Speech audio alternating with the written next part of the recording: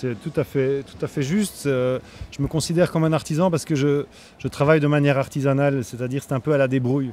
On a financé le disque avec le financement participatif. À vous. Encore. Non seulement le disque, quelque part, le budget est déjà là, donc il n'y a pas d'enjeu financier.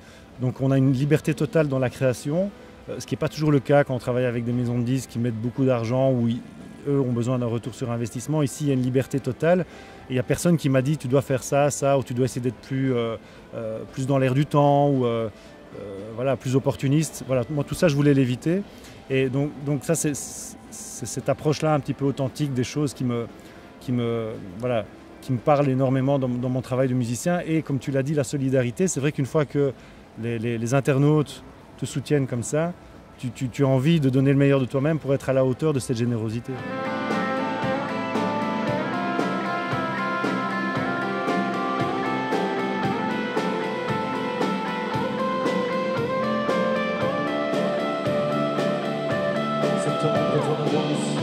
J'ai des gros problèmes d'acouphènes et d'acouasie, d'hyperacousie plutôt.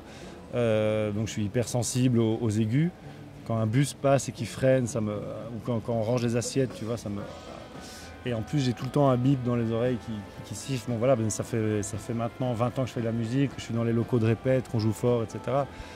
Donc évidemment, il y a un moment où ça abîme les oreilles. En plus, c'est un peu irréversible, les acouphènes. Donc j'ai pas eu le choix, j'ai dû faire attention à ça. J'ai des bouchons faits sur mesure qui diminuent de 15 dB ou 20 dB. Et je les utilise en répétition tant que je peux, non, jamais en concert.